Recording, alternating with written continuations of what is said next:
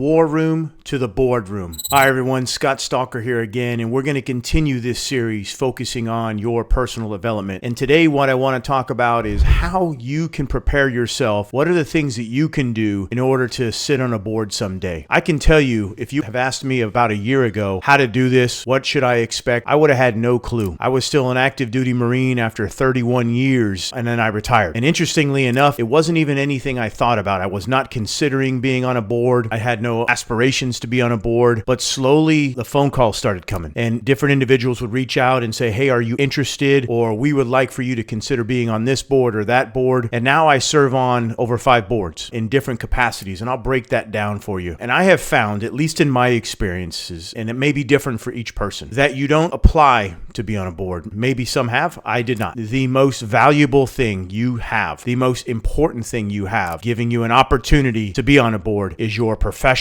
reputation. And that comes with years, if not decades, of solid performance, of being consistent, being a good teammate, knowledgeable, all of those factors. You're going to need that most likely if you want to consider being aboard. But there's other things you can do as well. And one of the key things that I would consider after you have consistently built that professional reputation and you're a known commodity in that area, whether that area is cyber, the commercial sector, but one of the first things that I would do after, again, you've solidified your professional reputation is reach out to people. If you're interested in being on a board, what's the worst that they can say? No. Reach out to them. Say, hey, I would love to be considered for a board opportunity if something opens up. And just do that. Let them know. Let them know that you're interested, because I can tell you, I haven't been on any of the boards for even over a year yet. And some folks are rotating out. Others have had to step down for a variety of reasons, not negative reasons, but a lot of things going on in their life. So they've stepped down, and guess what? Opportunities pop up. And I've had some phone calls with some very senior leaders about those potential opportunities, and they have to weigh all the factors. So let's dive into the factors and the things that you have to consider if you want to be on a board, and what matters to you and how you can go about this, because I am convinced if I can do this, you can do this as well. And certainly there's different levels of seniority on boards. There's a variety of different things, different impacts, pay, no pay. We'll talk through all of that. The first thing you're going to want to do, whether you're asking to be considered to be on a board or they have reached out to you to be on a board, is to do your homework. You need to understand the company, the organization. Is it a nonprofit? Is it a for-profit? What position are they looking for you to be on? How many committees are within that board? All of those things as well. Are you going to be the chairman of the board? Are you going to be a member of the board? You need to understand all of this, and then do your industry research. Make sure you've spent the time doing the readings, understanding if there's any negative press out there, any positive press, whatever is out there, but do your thorough research on the company, the industry, how competitive it is in that market, so you go in with your eyes wide open and you fully understand what's out there. Some other things you need to do as well is make sure you do your financial analysis. You do not want to sign up to be on an organization that is taking a nosedive. At least you don't want to do that with your eyes closed. You want to understand what you're getting into, and if it is taking a nosedive, perhaps you're the person to help turn it around, but at least understand that, because you're going to be joining that board and there may be some legalities that you're obligated to perform in that role, and you want to understand that. And if the financial analysis is not good, you need to question yourself. Do you want to be a part of that? Do you want to be the individual that helps turn it around, or is that a little bit too much risk for you? You need to think through all of that. Familiarize yourself with any of the governance documents that are out there, the bylaws, the board charter. The charter is very, very important. How often are you going to meet? What are the requirements of your position? What's maybe some history that the board has in the past? Maybe they have fired their CEO. That's incredibly important to know, and not something you take lightly. So being aware of all of the things in the charter, any relevant policies, what are the rules for travel, for compensation, if there are any, all of those things you need to fully understand so that you go into this with conscious decision based on data, facts, and understanding. The next thing you need to do is understand the board, both the composition and the dynamics. Who is on the board? Do you know anyone on the board? Can you reach out to them and have a phone call and say, hey, give me some of the atmospherics. What's really going on here? What should I expect? How am I empowered? Or maybe, why don't I have any power on the board? But having that conversation is important, and understanding that. If you can, and you won't always be able to do this, maybe you're able to read some of the data on past meetings that have gone so that you understand what you're getting yourself into. Now, likely once you're on the board, you can go back and review some of the comments, but usually those are very private. But when we're in those board meetings, we need to be able to speak frankly, Chatham House rules, and to be able to say what's on our mind. That isn't always something that either the shareholders or the CEO or other people in the staff need to know, because we're sometimes thinking out loud going through things. But if you can, even if it's just a summary, I would advise you to read those documents as well. And then what's the board culture like? Are these bunch of crusty old guys that are not open to change? Are they open to new ideas? Are we still using pen and paper? Are we on the laptop, the phone? How are we doing things? But understand the culture. Culture is different, and maybe more important than the board culture today is, are they amenable? Are they open to change? Are they open to a new culture, bringing in fresh ideas, a diversity of thought, all those other things as well? I think that is tremendously important to understand. And then probably the most important, what is your role going to be? The boards that I came on are all different. In some of those, I'm a member. One of them, I'm the only person on the board of advisor, and I'm advising the CEO of that company. But you need to understand that. What is your role going to be, so you can understand, if you're not getting compensated, how much time commitment you're going to make to it. If you are being compensated, not just how much time commitment, but is that the only thing you're going to be doing? And then what is your role in that? So that's very important to understand as well. And then within that, what committees, if any, are you going to be on? Are you going to be on a committee like the compensation committee? Are you going to be in charge of budget? Are you going to be in charge of potentially the conversation about bringing on new talent, or possibly even more challenging, getting rid of talent? All of those things, and understanding the committees you may be on is critically important as well. As you are now potentially on this board, or maybe you're still doing some research, think about your area of expertise on this board. For example, most of mine have something to do with the Department of Defense, military, and service. So I've got several decades of expertise there. That doesn't mean I am the expert, but I have a wide base of understanding of what we're talking about. If you're going into an IT type of board, hopefully you've worked in the field, you understand the customer, you understand your capabilities of the company, because if you don't have any area of expertise, you may want to question, why do you want to be on this board? It's not just a resume highlighter. It's not something just to put on the resume and pad that resume. There's an awful lot of work, and quite often, sometimes people's jobs and livelihood depend on the decisions made on those boards. So don't take it lightly. Understand where your area of expertise fits and how you can fit into that. Now, I will say this, the boards, again, that I'm on are defense related, and there are several individuals that don't have a defense background, but they bring great expertise in other areas, in the commercial sector, in business, finance, cybersecurity, you name it. So we have a well-rounded board in many of the areas I'm at. So don't just look at it and say, well, this is military, I don't have a fit. You may, but just know where that is and know where you specifically add value. Where I have weaknesses, I go to those other board members so that they can strengthen me as well. That's when you have a really good board. That's when you have great culture, when you can break bread together, learn from one another, and make decisions and understand where each person is coming from. You'll likely need to talk about or sign something or let the legal team know about any conflicts of interest you have. 2 of the boards that I sit on today, I had to let it be known completely, everything I'm receiving, both financially, any volunteer boards I'm on, and they look at that and say, okay, there is no conflict of interest. Now, in my case, there hasn't been a conflict of interest, but there may, and you need to be upfront and open about that right away for a lot of reasons. One, it may be actually illegal, violation of the rules or the law to do that. So just making sure you tell them what your conflict of interests are, and then that legal team will decide, okay, yeah, you can still be a member of the board, or maybe not. Maybe you're just an outside consultant. Who knows? But make sure you put that out there and say, hey, here's where my conflict of interest may be. Now you're hired, you're brought on, you're a member of the board, you're a volunteer member. The first thing that I would advise you to do is to reach out to the other board members, engage with them, whether it's virtual, whether it's an email, maybe set up a phone call. I was lucky for a couple of mine because we instantly had phone calls, and then we also instantly had some things in person, met many of the people, exchanged emails with everyone. You want to connect with fellow board members. Let them know who you are. Let them know that you're hungry for their knowledge as well. Humble yourself a little bit. This is the opportunity to listen more, talk less. Perfect opportunity there to really learn from them, to get their experience, to know what the issues and challenges are, and maybe some of the more sensitive topics to be prepared for so that you can do your homework as well. You want to connect with management, right? And that management could be the CEO, the CFO, could be some of the senior staff, but connect with them. Let them know who you are. Get to know them, because again, these are people that are volunteering their time or compensated for their time, but at some point they made the decision to be a part of this team. In theory, if not in reality, you know that they care about what they do. Reach out to them, gain their knowledge, learn from them as best you can, and be a good member of the team. And I can tell you, by doing that, by extending the olive branch, they're not going to be asking, do you need information? They're going to be pushing it to you as an open member of the team. So I highly advise you do that. In that theme there, whether you're building rapport with fellow board members, with management, you also want to do that with industry experts as well. Say you're in a cyber role, you want to talk to folks in an industry that can add value to the board, can increase your knowledge, or maybe can help volunteer, can donate, but connecting with those industry experts in that field, critical as well. Now you're on that board. This is where you need to be someone who is proactive and engaged. You cannot be someone who is just going to be on the board and be what I call a yes man, yes woman. You need to be asking challenging questions. You need to make sure that people understand you're asking these questions. It's not personal, it's business, because you care about the position, you care about the organization. So you're asking these tough and probing questions to see which way you're going to vote on something, which way you're going to vote on potential taxpayer money or donor money, or you're going to make decisions for how that money is going to be allocated, who you're going to hire, possibly who you're going to fire. So you're a member of the board. Make sure you're asking those tough questions. You're thinking through this, and this is the opportunity to make sure you are prepared. And all throughout the time, you're consistently learning more, you're studying, you're reading, you're prepared for the board. The boards that I have, I know about them weeks, if not months in advance. And so I can research the topic. I can read up on the topic. If I need to, I can reach out to people and ask questions. And so the moment we show up to vote or discuss a topic, I am well prepared because I take this very, very seriously. When you're on the board, you need to be objective and independent. Don't fall into the trap of groupthink just because everyone is voting yay on something. If it doesn't make sense to you, be the one that has the moral courage to stand up and say so, to ask those questions, and potentially to vote against the rest of the board. It's not a personal thing. It's not that they don't like you or you don't like them, but you don't agree with what's going on or you need more information. You need to be that independent and objective voice, sometimes the voice of reason. Sometimes you'll raise your hand and say, hey, I don't understand this. And you'll see a few others say, yeah, you know what? Neither do I. And so you're asking that tough question and you're thinking through all of that. So what's the difference between a board of directors and a board of advisors? This would take an awful lot of time to dive into this specifically. Let me briefly just summarize this. So a board of directors is someone who is potentially and possibly, maybe even likely being compensated for what they do as a member of the board of directors. They have the power to make key decisions often, and also there's formal and established bylaws. The board of advisors is slightly different. It is more of a volunteer duty where you're just advising, whether it's the CEO or the staff, but you're on that board to provide advice, usually because you're an expert in the industry or in the area. You're likely not compensated. Again, I'm on a few boards where I'm not compensated, but I'm allowed to offer my advice and opinions, and it's not legally established. So why would anyone want to be on a board like this? One, you believe in the organization, you believe in the cause, but there's also an opportunity to continue to network as well. And it's a great opportunity to do that. And so if you get a chance to be on a board, even if they're not paying, consider doing that. There's always this love and this joy of giving back. Where you can give back and volunteer as a member of the board of advisors, I highly recommend you do so. Lifelong learning, personal development, a big key theme of mine. Let's talk about 6 books. And I initially had 5, but there's one I said, man, I can't leave this one out. But 6 books that you can consider reading that will help you be a better member of the board. And the first one really helped me out is the first one I went to, The Effective Board Member, Tools and Techniques for Principled, Strategic, and Decisive Governance. That one is an exceptional, and I'll put these in the comment sections in the link below so that you can purchase them and read them, or go to your public library and get them for free. I'll put these books down there for you. Book number 2 is Boards That Lead, When to Charge, When to Partner, and When to Stay Out of the Way. Another good book, an aggressive book, but it gives you a different perspective on things, and I found it really, really helpful for me as well. This third one you've probably heard of before, not just for being a member of a board, but life in general. What got you here won't get you there. How successful people become even more successful. A really good book. That book right there is one I'll probably do an entire report on here soon. An exceptional book for life in general. The fourth book is Difficult Conversations, How to Discuss What Matters Most. Not necessarily just for boards, but this one does help you if you're going to be a member of the board, because occasionally you're going to have those difficult conversations. They're necessary, especially before you vote, and this book will help you really think through that process. Number 5, The Power of Asking. How asking the right questions can unlock unexpected potential in people, groups, and organizations. I think it's a little bit more targeted for those that are going to be on boards, but in business in general, life in general. And number 6, this one is an all-time great, one that I would have on almost any reading list, top 5 of all time. It's one that I travel with almost everywhere I go. I'm opening up, reading just a few pages here and there. How to Win Friends and Influence People by Dale Carnegie. An exceptional book that must read every single year, constantly, must think about, must everything. It is an exceptional book, whether you're on the board or any form of business. All right, everyone. Thank you again for watching the video. Thank you for your your comments, for your input. Let me know what you think. There's probably some things that I missed. Hopefully nothing I got wrong, but if I did, let's have that conversation in the comment section. Let me know what you think, because I'd really like to learn from you. I'd like to learn from others, because my journey has just started, and I wanted to share this with you so that you understand what it's like to be on a board, how you can get there, which you absolutely can get there. It takes work, but you can do it. So please share those thoughts with me in the comment section. Thank you very much for watching my page. I appreciate it.